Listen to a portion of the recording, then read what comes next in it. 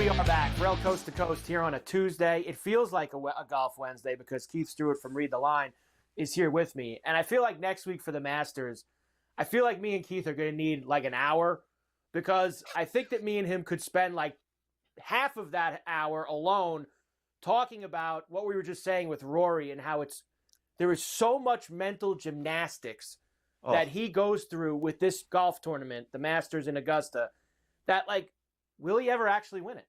Like, is it just too much on his brain with this thing? I don't know, Keith. Maybe you both just looked at each other and went, yeah, I don't know. I'm not sure if it could happen. You remember I brought this up last year, Mike? You know, he had caddy bib number 89. Now, I always know how many players are in there because I have to do the power rankings for Golf Digest. There was 89 players last year. I go, he got the last caddy bib, which means he shows up on property last. Like, he worked that hard last year to show up last to try to do something different than the year before. If you're thinking about it at that level, you're toast. And not toasty, you are toast. I'm just saying. And he played Valero last year, remember? He played the week leading in that golf tournament. Let's get to Valero.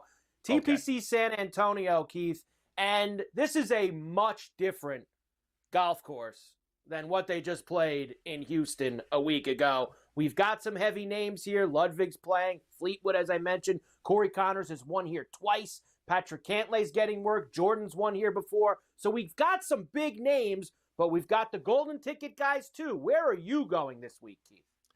You know what? My card's not complete yet, Mike, because it's not a Golf Wednesday, but I had to get in here today.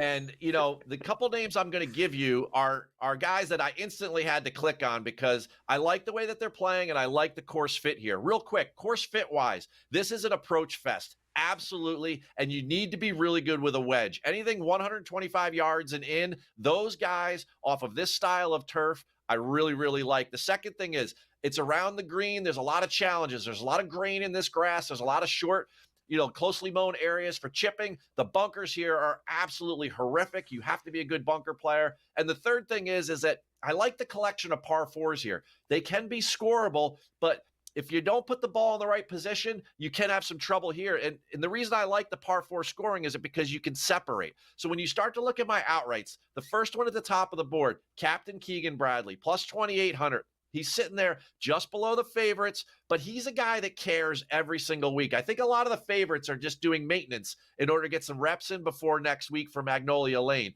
Bradley, he's 6th in the field in approach overall. He's 12th in the par 4 scoring. This course is just like TPC River Highlands. I know it doesn't look the same, but that's a wedge fest where you got to put the ball in play off the tee, right? He's got 2 top 10s here in San Antonio. That's Keegan, and he's got 5 top 20s this year and 7 starts. Keegan's played absolutely fantastic, and this is the type of place with his game and his scrambling ability. I love it. Next one, Bud Cauley. I'm going to ride the Bud Cauley train here, right? Plus 5,000, 50 to 1. He's had back-to-back top 10s over there in Florida. He took a week off. Now he's back out. He's 4th in the field in scrambling. He's 15th in approach, and he's been playing really, really well. He's a great ball striker. And all of those top 10s came on POA Trivialis greens. Same grass on the greens here. And then one fun name for you, Rico Hoey, plus 6,000.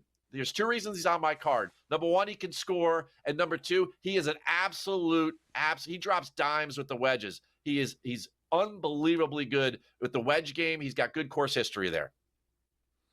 Let's get to the placements now, where we'll start with one heavy hitter as Hideki is there this week.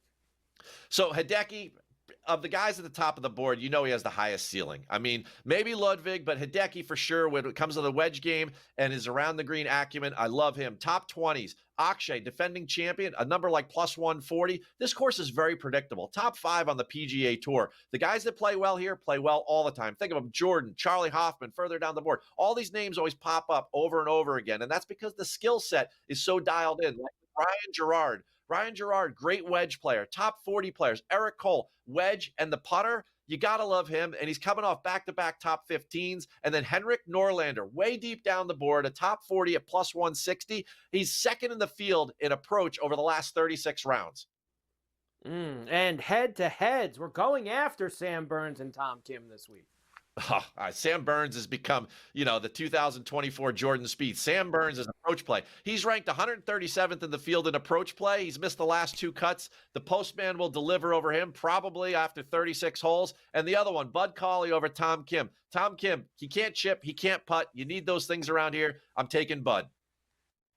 Keith, there's 119 guys who need to win to get to Augusta. You'll be there next week.